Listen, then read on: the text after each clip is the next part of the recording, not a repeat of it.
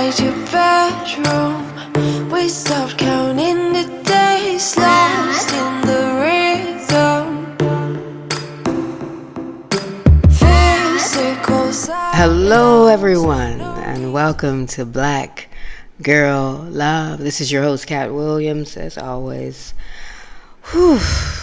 Y'all, it's been a week since our last meeting, and I'm gonna be honest with you. I'm low spirited today, so it's gonna be a little bit different energy, and hopefully we meld together and everybody's happy, right?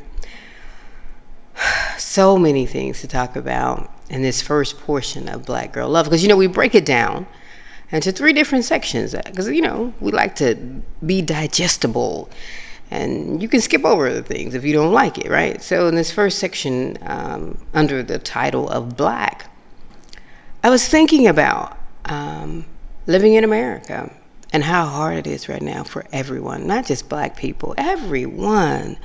We had another school shooting, 6 people dead, 7 if you count the shooter.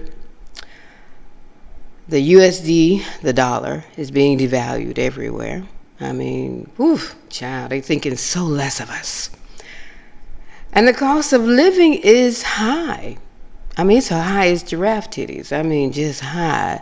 Everything costs more than what it did in 2020. And I think 2020 is a good base point, right? Because after that, it seems like crap just went to heck. Everything went. Prices. I mean, we paying $20 for a roll of toilet paper, and we still paying $7 or $8, right? Eggs. A dozen eggs in the U.S. is $7 or $8. That's ridiculous. These are basic things, People need eggs. They need toilet paper, green leaf vegetables. Those things should never be expensive, I think, But I am definitely more of a socialist mindset, and I'm okay with that. You ain't got to like it. You ain't got to love it. It's just me. But let's start back over again with the school shooting, which was, I can't even use the word unexpected, because we have one, and there's been mass shootings. I think the number count is like 140, 150, and we're only in March.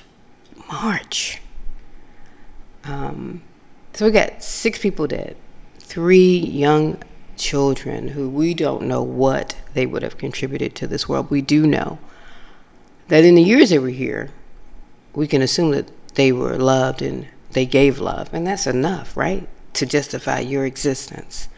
And for it not to be taken away by someone who had issues and decided to not only take themselves out, but to take others out. And that's just not logical to me. And it never will be. So you can never justify that way of thinking to me. But I think the government, or the news media in particular, is trying to focus on the fact that the person was trans. It was a trans man. And they keep saying trans woman, which I don't understand why they're misgendering the person. Audrey was born female, transitioned to male, so we're going to refer to Audrey as they, them, he, if that works for everybody. But I don't think that should be the focus at all, because it really doesn't matter at this point. They killed 6 people because they were unhappy in their life, and that's really what it boils down to.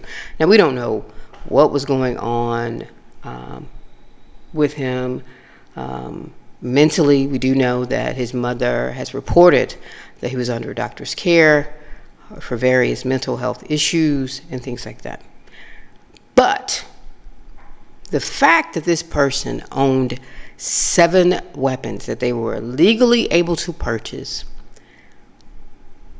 all while under the care of a mental health provider who's basically said that this person is not functioning correctly, right?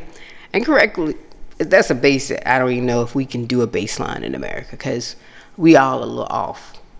There's something in the water in America. We produce some geniuses and we produce some gutter, and we do it the best at both, it seems. I just cannot imagine living in a country where this is common. This is so common that it's not even shocking anymore. It's just sad and depressing. And we still have politicians who are still have the audacity to stand in our face and laugh, because that's what they're doing. They're laughing in our face and they're telling us that we're not valued. I don't know what legacy they're building, what they're trying to turn America into, but you can see, anybody with any common sense can see that America has turned into a shithole. It's probably always been a sewer, just based off of how it was founded. But America can't take the award for that, because there's other countries that were founded in just as much dirt and despair and literal bullshit. So here we are dealing with just trying to be better and trying to just live every day. I don't know how people do it. I really don't. The idea of living in America every day stresses me the hell out.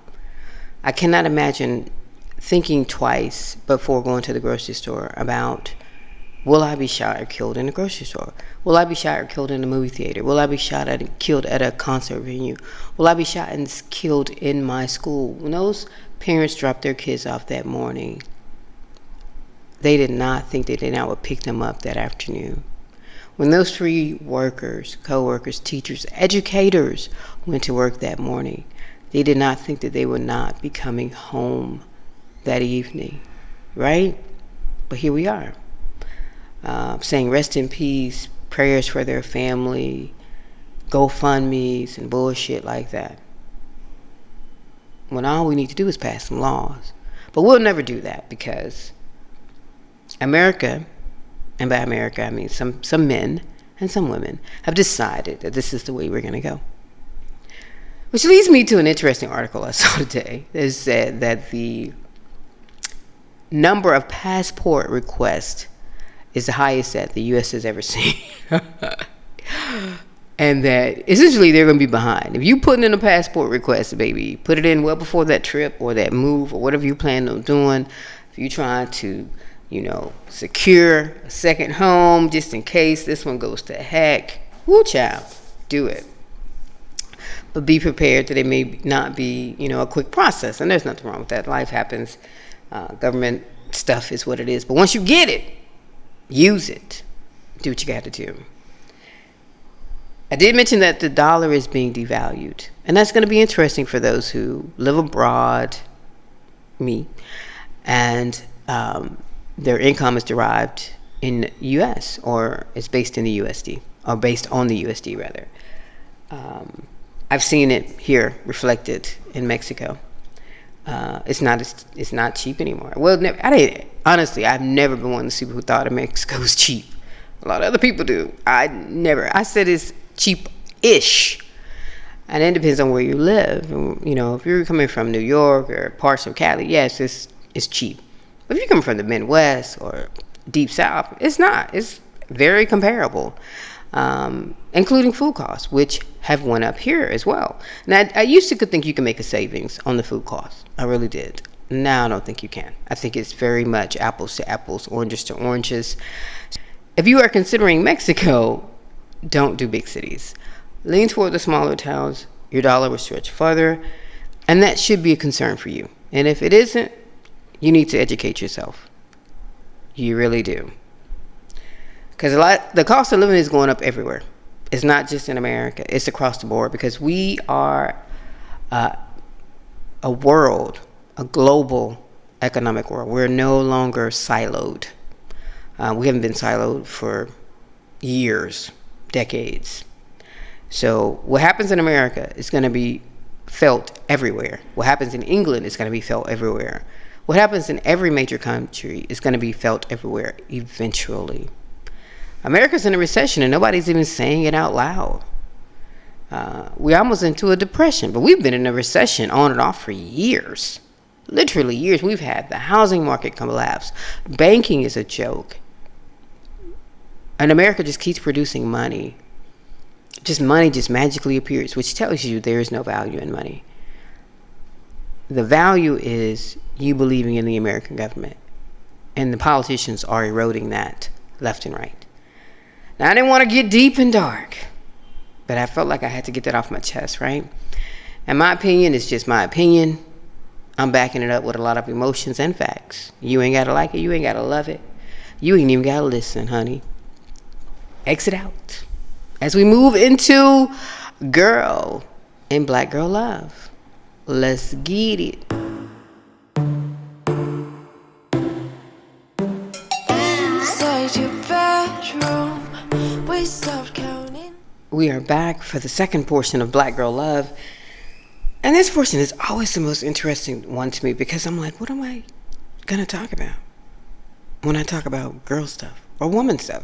Whichever word you want to use, it doesn't really matter to me. And then I was like, I haven't been in my bag this week, my adult bag, very little. Like, very little. Like, I have been the least that I can be all week. But I don't know if it's a little minor bout of depression, if it's the seasons changing, because it was hot this weekend where I'm at, or if it's just, hormonal, life, whatever, right? And so I can't pinpoint it, because if I could pinpoint it, then I could tell you what the problem was, or if there is even a problem, because there may not be a problem. I just be over here making up something in my head, because I do that. I do live in my head a little bit. But it's been an interesting week for me. I have been binge watching YouTube, anything on YouTube at this point. Feels like it meets me where I'm at. And every time I think about getting into something really, really deep on the boob tube, I turn from it. I'm like, I don't want deep.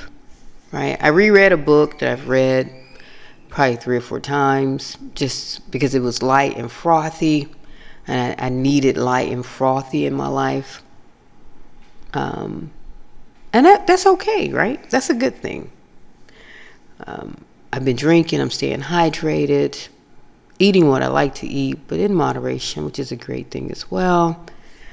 I feel like I'm changing internally, like I'm hibernating a little bit, right? I'm cocooning myself to push forward. And sometimes you need those breaks, right? And I'm blessed. I admit that I see that I'm blessed because there is no stress on me to get up and do and take care of others. Instead, I just got to take care of me. And taking care of me is acknowledging when crap ain't right, when I need to sit back and breathe, and be okay with that. It took me a long time to be okay with that. And it comes across as lazy, and I get that. I totally get that. And I'm okay with that, too. The word lazy doesn't bother me. I think everybody should be lazy at least a few times in their lives, if not a few times a month in their lives. You get me? But I've been working since I was, 17? And I've always worked, right? So this is the first in my life where I work how I want to work and not based off someone else's schedule. I joined the military at 18, did almost 10 years in there, and then I got out and I worked and I worked and I worked, moved across the country several times, different states, trying to find myself in this elusive job that would make me happy before realizing that it wouldn't, but it would pay my bills. And baby, sometimes that's all you can ask for. Right? So then I found joy in other things. I found joy in reading, which I'd always found. My mother was a reader, so I've been reading since I could read. And I've always been more advanced. I think reading definitely has helped me out a lot. Then I started writing, and that was a great thing. Poetry, prose, short fiction, which I really, truly do enjoy. And I published some books. And then in between all of that, I did another podcast, talking to other like-minded souls. It was filling me up. And then I started my retreat, which I did for 10 years. So I was busy, to put it mildly. There wasn't a day that I didn't have things I had to do and to be accountable to people, places, performances even, because I did spoken word. I would actually go and get on the mic occasionally, right? I don't think I'm one of those long form poets, because I'm not. So my poems are not 5 minutes long. They're usually like a minute and a half. And I love my poetry. It's me. And I've loved everything that I've done, right? But I always did it to keep busy because, I don't know, I felt like I needed to be busy. I need to be productive. I was trying to set the world on fire, or at least the circle around me, if that makes any sense. I was also part of the Pride Committee in Jacksonville. We did that for a few years. Man, I was busy. There were days where I honestly don't remember sleeping that well or that much. I would get up, go to work, come home, cook dinner for my partner and I at that time, and then I would go instantly into work mode again. And then a couple of the jobs I had during those times were long days, stressful, all the BS that you can have, I had it seems like. And I compartmentalized it all, kept it locked down, didn't breathe, didn't recognize that, the fact that your brain doesn't shut down 3 or 4 o'clock in the morning, no matter what time you go to bed, that you're constantly tired, you're not eating right, you're tired, just tired. Everything, right? Headaches, allergies acting up, my eczema was flaring up. I had a really bad eczema outbreak. Oof, it was months of torture. But I made it to the other side, right? And here I am, many years later, at a space and time in my life, by myself once again, where I can do whatever. And I choose to do nothing. Except for this podcast. Which is only one day a week, And it's off the cuff. Like, I just get in front of the mic and I talk. And I'm okay with that. And hopefully you are too. But yeah, and when we moved abroad as a family in 2019, it took me a long time to get my mind right, my body right, to relax and breathe for the first time ever. Because I had a traumatic childhood too, and so things always start there, right? You can always find where stuff started, but you got to figure out how to end it, and that's the hard part. But I also think that sitting still didn't help me as much as I thought it did. I wrote a blog post about it, and I'll put that in the comments about how I found freedom when I moved abroad, and I did find freedom. I found me. Unfortunately, or fortunately, when I found me, I didn't embrace me as much as I should have. And I had to, let me take that back. I'm not going to say that. What I am going to say is that finding me took a lot longer than I expected. And in the middle of that, I was experiencing some really bad depression, and I just didn't recognize the signs. Because to a certain extent, I probably had been depressed for years.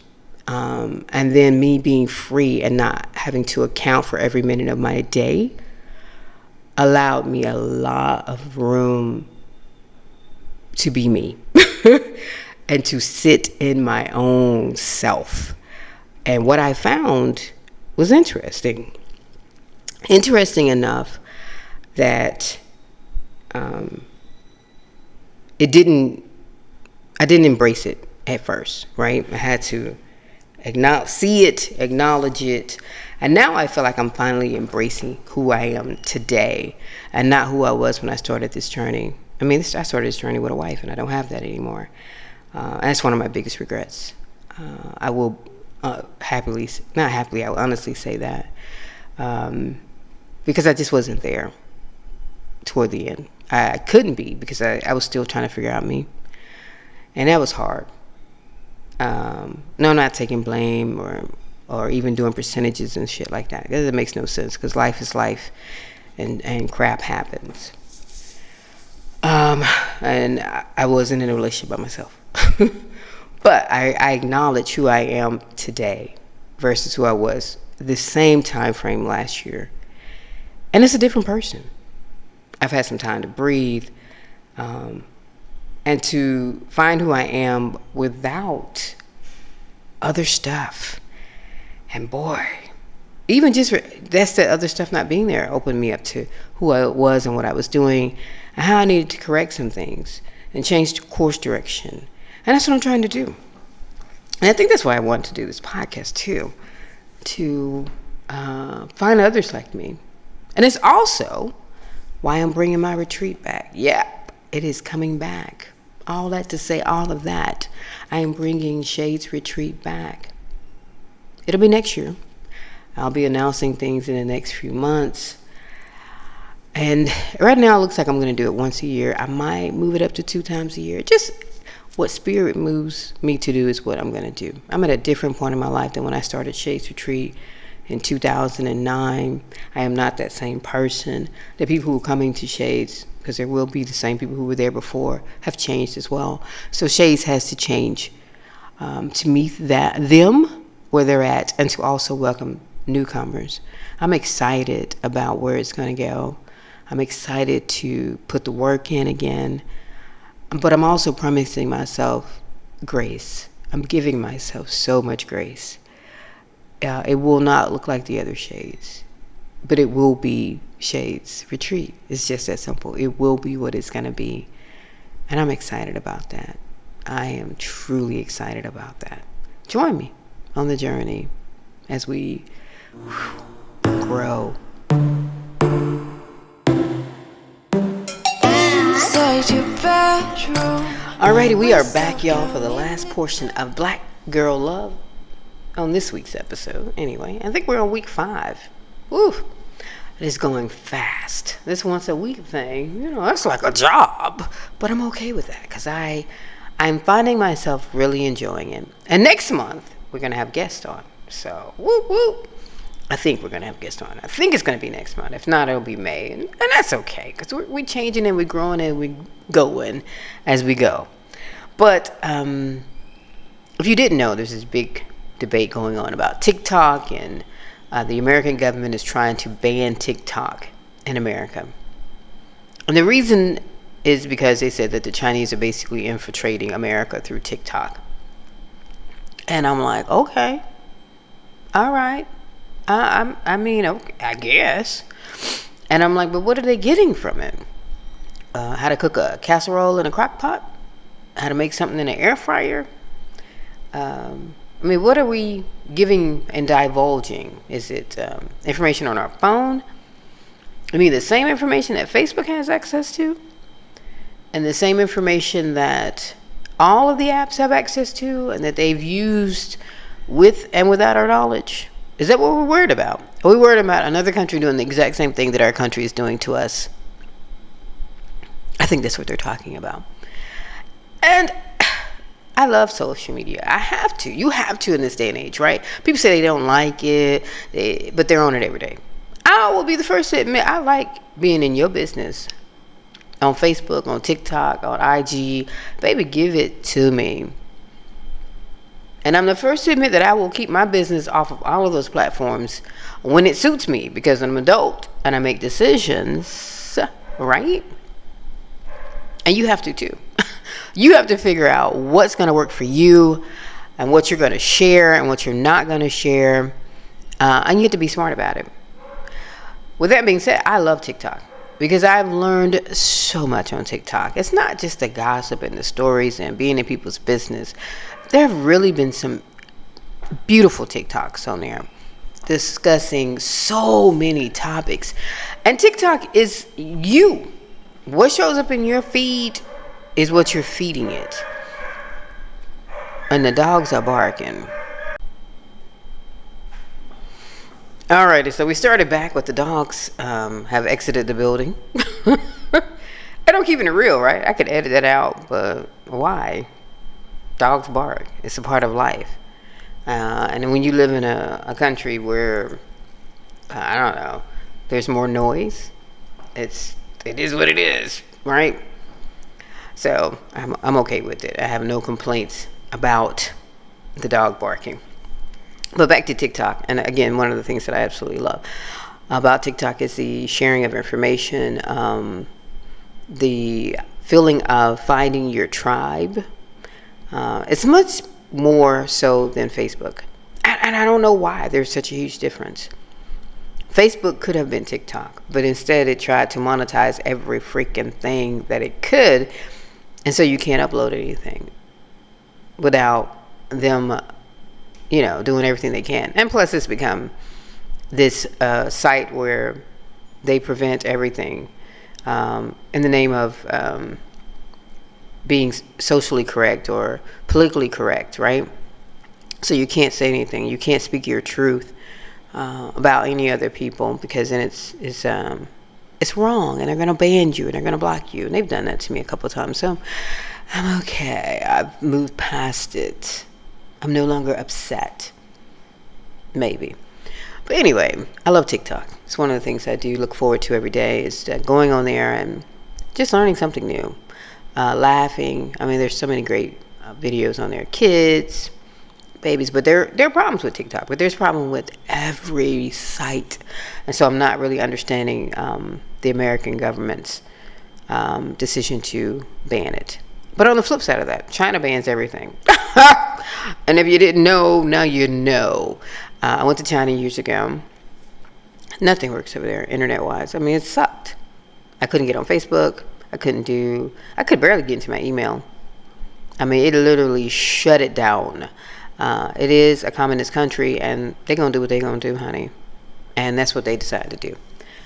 On the flip side, we are not a communist country, right? That's what they tell us every time when they have a school shooting. We are not a communist country, and we are not going to take away our guns, but we will take away your TikTok and your right to decide if you want to have a child or not, and all the birth control that we can take away from you, and all the medicines we can take away from you. Yeah, that's what we do in America.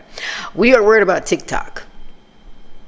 Yeah, we are actually having hearings about TikTok, and not about gun control, and not about body autonomy, or who you marry, who you sleep with.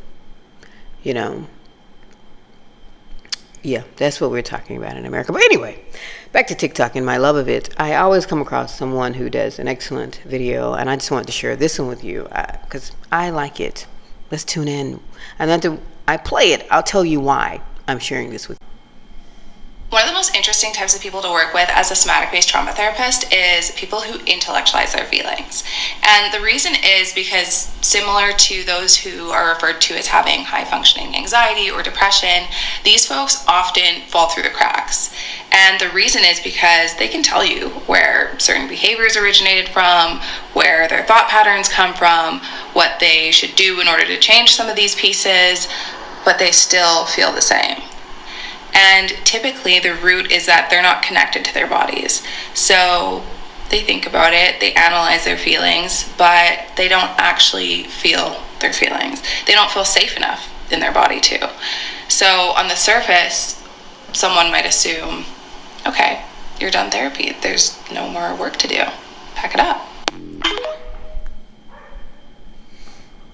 Did you hear that? I mean, fascinating, y'all. Completely fascinating. And I'll put the her name in the bio of the episode, so you can go and follow her on TikTok, because I thought it was fascinating. I legit thought it was fascinating that she would talk about me like that, because that's what I feel like. I feel like I've been targeted in a good way, and even in a healthy way. And by the way, her name is Simone Saunders on TikTok. I'm sorry I didn't say her name in the beginning. But I was like, you know what? I think that might be me. Because I've always told people, I know everything about me. I analyze myself, and I've told you that I've done that in the last few months that I've been solo. I've done that. I tell people I know myself. If I don't know nobody else on this planet, I know Anandra, and that's my real government name. And yes, I dropped that, but for those who know me, you know it anyway. But I'm like, I know me. I know Anandra, and I even know Kat, my alter ego to a certain extent. But what am I doing about it? Right? I can tell you the day and the time when things went left. I can tell you the day and the time when things went right. for certain things, right? I can tell you who I love, who has loved me, the steps I'm moving forward. Because on paper I look good, but dig deep, there may be some problems there, and and someone just called me out on it, and I'm a little bit upset at myself, because I'm like, oh, is that what's going on? That's deep. And I was like, okay, well, what are we gonna do now?